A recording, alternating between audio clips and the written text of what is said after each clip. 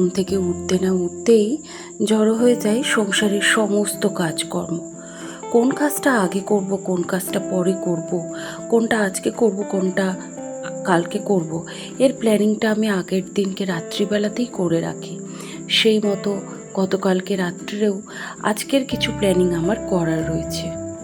জানি পরিশ্রম হবে, তবুও সংসারের সমস্ত কাজ একার হাতে গুছিয়ে করতে ভালোবাসি এবং সেগুলি একার হাতে গুছিয়ে করে তার থেকে যেন একটা আলাদাই শান্তি পাওয়া যায়, যেটা আর অন্য কিছুতেই পাওয়া যায় না। আমি আমার সংসারটাকে সবসময় এইভাবেই সাজিয়ে গুছিয়ে পরিপাটি করে রাখতে ভালোবাসি। Hello everyone, good morning. কেমন আছেন সবাই? আশা করি সবাই খুব ভালো আছেন, আর আমরাও ভালো আছি। আমার আরও একটি নতুন ব্লগে আপনাদের সবাইকে স্বাগত জানাই। সকালবেলায় এই কদিন এত গরম পড়ছে, তো সকালবেলায় সবাই বাড়িতে প্রায় ছাতুটাই খাওয়া হয়। তাই যখন মাসকাবড়া বাজার হয়, বা আমাদের তো সেইভাবে হয় না, 15 দিন বাদে বাদে বাজার করা হয়, তো সেই সময় না ছাতুটা একটু বেশি করেই এনে রাখা হয়েছে। তো ছাতু একটা করে প্যাকেট ফোড়ানো হয়, তারপরে আর একটা রিফিল করা হয়। তো ওই জন্য আজকে দেখলাম ছাতুর কন্টেনারটা ফাঁকা হয়ে গেছিলো। তো ছাতুটা আমি কন্টেনারটা আমি কালকেই ধুয়ে রেখেছিলাম, তাই আজকে সকাল সকালে উঠেই কিন্তু অন্যান্য কাজকর্মগুলো সেরে নিয়েছি। তারপরে এই যে বাবাকে ছাতুর শরবত বানিয়ে দিয়েছি, আর ভাইকে ছাতু, মুড়ি, কলা, আখের গুড় এটা দিয়েই দেওয়া হয়েছে। চিনির ব্যবহার একটু কমই করি, সাধারণত চেষ্টা করি আখের গুড় দিয়ে যেগুলি খাওয়া যায় সেগুলি আখের গুড় দিয়েই খাওয়ার। কারণ আমি শুনেছি কোথাও যে চিনির থেকে গুড়ের কিন্তু একটু উপকারটা বেশি হয়। চিনিতে যে ক্ষতিটা আমাদের শরীরে করে, গুড়ে কিন্তু অতটাও ক্ষতি করে না। তার মানে এই নয় যে একেবারেই ক্ষতি করে না, ক্ষতি করলেও আমরা কিন্তু আমাদের স্বাদগুলি একেবারেই কিন্তু ছেড়ে দিতে পারি না, তাই না? অনেকেই দেখি ছাতুর মধ্যে লবণ দিয়ে, লেবু দিয়ে খায়, তবে আমি যেমন সেটা পারি না, আমার বাড়ির কেউই সেটা পারে না। তো তার জন্যই গুড়ের ব্যবহার করা, আর গুড়টা কিন্তু আমাদের স্বাস্থ্যের জন্য অনেকটাই ভালো। যাই হোক, ওইদিকে সমস্ত মোটামুটি কাজগুলি কমপ্লিট করে নিয়েছি, আর দুপুরে রান্নার এখনও কিছুটা সময় বাকি রয়েছে। তো তার আগে ভাবলাম জামা কাপড়গুলি জড়ো হয়েছে, সেগুলিকে এখন গুছিয়ে রেখে দিই। সংসারে চেষ্টা করি যখন যে কাজটা হাতের কাছে জড়ো হয়ে যায়, যখন আমার চোখে যেটা বিরক্তিকর লাগে, সেই কাজটা তখনই চটজলদি সেরে নেওয়ার। তো এইভাবে কাজগুলি করলে কাজগুলি কিন্তু হয়েও যায়, আর পরিশ্রমটাও কিন্তু পরিশ্রম মনে হয় না। এই যেমন ধরুন, দেখলেন জামা কাপড়গুলি গতকাল থেকে জড়ো হচ্ছিল, আর এই যে গ্রীষ্মকালের জন্য কিন্তু প্রচুর জামা কাপড় আমাদের ধোয়া হয়।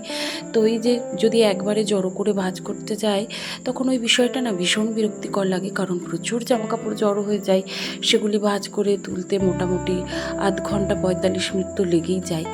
তো যে কারণে আমি চেষ্টা করি সকালের দিকে কিছু জামা কাপড় গুছিয়ে হাতের হাতে জায়গায় রেখে দেওয়ার, আর কিছুটা সন্ধ্যাবেলার পরে যেগুলি শুকোয় বিকেলবেলায় জামা কাপড়, সেগুলি আবার তখন ধুয়ে রেখে দিই, ভাঁজ করে জায়গা মতো রেখে দিই।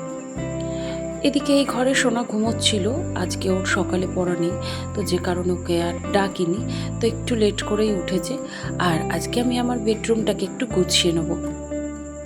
অনেক দিন পর বেডরুমটাকে একটু নিজের মতো করে গোছাবো, কোনো কিছুর জন্যে নয়, শুধু নিজের জন্যে, নিজের ভালো লাগার জন্যে নিজের বেডরুমটাকে আজকে সুন্দর করে গোছাবো। দেখবেন কিছু সময় আমরা একই জায়গায় থাকতে থাকতে দেখবেন একটা বোরফিল কাজ করে, আর সেই বোরফিলটা কাটানো যায় নিজের পছন্দের কাজ করে। আমার পছন্দের কাজ হলো ঘরদোর সাজিয়ে গুছিয়ে রাখা, আর এর মাধ্যমে আমি কিন্তু একটা আলাদাই শান্তি পাই। আমার কিন্তু ভীষণ পছন্দের কাজ ঘরদোর গুছিয়ে পরিপাটি করে রাখা।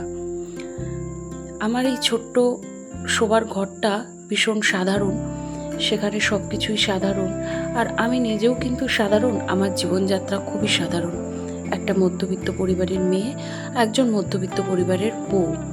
তো যে কারণে আমার লাইফস্টাইলে এমন কিছু দেখতে পাবেন না যেটা খুব অসাধারণ কিছু। এই সাধারণ সাধারণ জিনিসগুলোর মাধ্যমে কিন্তু আমি আমার পছন্দের কাজগুলোর মাধ্যমে আমি আমার সাধারণ জীবনযাত্রাটা ধরে রেখেছি, বা বলতে পারেন এর মাধ্যমে আমি কিন্তু আমার সুখটুকু খুঁজে নিয়েছি। আচ্ছা, ঘরটা তো আমি চাদরটা চেঞ্জ করে নিলাম আর একটা সাদা চাদর পেতে দিলাম। সাদা রঙটা আমার বড্ড পছন্দের। বিছানার চাদর যখনই কিনতে যাই আগে গিয়ে কিন্তু সাদা চাদরের দিকেই চোখ যায়, কারণ ওটাই তো পছন্দের। দেখবেন যার যেটা পছন্দের জিনিস, একবার যদি কোনো জিনিস পছন্দ হয়ে যায়, সেটা দাম কমই হোক আর বেশি হোক, তবে দেখবেন তার থেকেও যদি ভালো কিছু আপনার চোখের সামনে আসে, তবুও যেন মনে হবে যে না, ওইটাই নেব। তো আমার এই চাদরটারও একটা গল্প রয়েছে। 2 বছর আগে সেলের বাজারে একবার গিয়েছিলাম। তখন কিনবো বলে আমি যাইনি, আমি সেলের বাজার থেকে সেরকমভাবে বাজার করি না। তবে কি হয়েছিল, সেদিন এই চাদরটা আমার চোখে পড়ে। চাদরের প্রিন্টটা আমার এতটাই ভালো লেগেছিল। চাদরের কোয়ালিটিটা খুব একটা ভালো নয়, তবে প্রিন্টটা দেখে আমার এর থেকে ভালো চাদর আমার চোখে পড়েনি। ভালো কিন্তু প্রচুর ছিল, তারপরেও কিন্তু এই চাদরটাই আমাকে কিনতে হয়েছে। আর এবং সেই থেকেই চাদরটা কিন্তু আমার কাছে খুবই ভালোবাসার এবং যত্নের। চাদরটা আমি খুবই যত্ন করে পাতি এবং আবারও পরিষ্কার করে ধুয়ে কেচে জায়গায় মতো সুন্দর করে রেখে দিই। তো যাই হোক, ঘরদোরটা গুছিয়ে নিয়েছি, সমস্ত বেডরুম গুছিয়ে নিয়ে ভালো করে ঝাড় দিয়ে মুছে নিয়েছি। ওইদিকে আজকে বৃহস্পতিবার, মায়েরও মোটামুটি পুজো কমপ্লিট হয়ে এলো। আর এদিকে আজকে রান্না বসিয়ে দিয়েছি। আর আজকে মায়ের নেমন্তন্ন রয়েছে, মানে মাদের মন্দিরে নেমন্তন্ন রয়েছে। তো মা দুপুরে খাবে না, আর এমনিতেও আজকে দ্বাদশী মা নিরামিষ খেত। তো তার জন্যে আজকে ডাল আর ওই ভেন্ডি বলুন বা ঢেঁড়সি বলুন, সেটাকে ভাজা করে নিয়েছি। আর আজকে করব কাতলা। ওই যে সেদিনকে আপনাদের সাথে রেসিপিটা শেয়ার করলাম না, দই দিয়ে তিল দিয়ে যে রান্নাটা করলাম, ঠিক সেইটাই করব। কারণ সেই রান্নাটা আমার বাড়ির সকলের এতটাই ভালো লেগেছে, বিশেষত আমার সোনার। সে কিন্তু এই ধরনের রান্না খেতে কিন্তু ভালোবাসে। তাকে যতই জুত করে আপনি রান্না করে দেবেন, সে কিন্তু ওইটাই পছন্দ করবে। তো তাই জন্যেই তার পছন্দ মতোই রান্নাগুলো করার চেষ্টা করি। দেখবেন বাড়ির বাচ্চারা যদি না খায়, তাহলে কি আর আমাদের খেতে ইচ্ছে করে বলুন? তো ওই জন্য ওর পছন্দ মতোই রান্নাটা করেছি। 10 মিনিট হাই ফ্লেমে মাছটা ফুটিয়ে নামিয়ে নিলেই কিন্তু মাছটা হয়ে যাবে। চলুন, এবার হয়েও গেছে, এটাকে এবার নামিয়ে নেব। আমি একটু ঝোলটা রাখলাম, কারণ আমার বাড়িতে মাছে একটু ঝোল না হলে চলে না।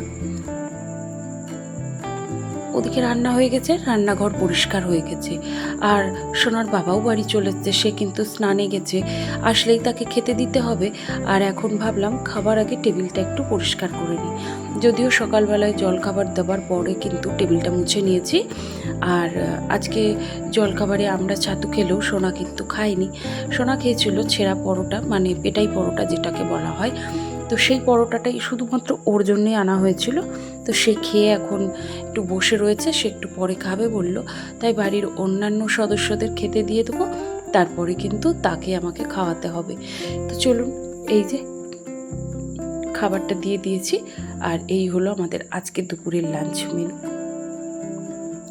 ওদিকে বাবা আর সোনার বাবা দুজন মিলে খেতে বসবে। আর তারপরে কিন্তু বাকি সবাই, বলতে আমি, মা, ভাই, সোনা, সবাই কিন্তু খেয়ে নেব। দুপুরবেলা খাওয়ার পর বেশ কিছুক্ষণ রেস্ট নেওয়ার পরে বিকেলে, তো আজকে বৃহস্পতিবার, সোনার পড়াও ছিল, তাকে পড়িয়ে বাড়ি নিয়ে এসেছি। আর এখন সন্ধ্যাবেলায় একটু বাইরেটা বেশ ওয়েদারটা ঠান্ডা রয়েছে, তো আসার পথে 2টো বিস্কিটের প্যাকেট এনেছিলাম। একটা বেকারি বিস্কিট, একটা হচ্ছে এই যে মেরি বিস্কিট, রাজা মেরি যে বিস্কিটটা হয় সেটা। তো বিস্কিটগুলো তার কন্টেনারে ঢেলে নিচ্ছি, কারণ বিস্কিটের কন্টেনারটাও খালি হয়ে গেছিলো। আর সন্ধ্যাবেলায় চায়ের জন্য বিস্কিট লাগবে, তো এই কারণে এটা ঢেলে নিলাম। আর ওপাশে কিন্তু চা বসিয়ে দিয়েছি। সেদিনকে চিকেন রান্নার পরে বেশ কিছু সলিড পিস ছিল, আজকে ভাবলাম সেটা দিয়েই একটু চিকেন পকোড়া বানিয়ে নেওয়া যাক। তবে আমার সোনাও খুব ভালোবাসে, আর অনেক দিন চিকেন পকোড়া খাওয়াও হয় না। আর সন্ধ্যাবেলায় মনে হচ্ছিল যদি একটু স্ন্যাক্স হয় তাহলে ভালোই হয়। তো এই কারণেই কিন্তু একটুখানি পকোড়া করে নেওয়া। তবে পকোড়াটা ভাজলেও আমরা কিন্তু কেউ খাইনি, আমরা রাত্রিবেলায় খাবো বলে রেখে দিয়েছি। আর শুধুমাত্র এখন সোনার জন্যই ভেজে দিয়েছি। আর এই যে এখন সকলের জন্য চাটা সার্ভ করে নিচ্ছি। আজকে একটু দুধ চাই করেছি, যদিও মায়ের জন্য কিন্তু লিকার চা করা হয়েছে। তাহলে চলুন, আজকের ভিডিওটি আপনাদের কেমন লাগলো অবশ্যই কিন্তু একটি কমেন্টের মাধ্যমে জানাতে ভুলবেন না। কোথাও ভালো লেগে গিয়ে থাকলে প্লিজ একটি লাইক করে দেবেন। আর আপনি যদি আমার চ্যানেলে নতুন হয়ে থাকেন চাইলে চ্যানেলটিকে সাবস্ক্রাইব করে আমার পাশে থাকতে পারেন। তাহলে চলুন এখন সন্ধ্যাবেলায় চা স্ন্যাক্স খেতে খেতে আজকের ভিডিওটি শেষ করলাম। সবাই খুব ভালো থাকবেন, সুস্থ থাকবেন।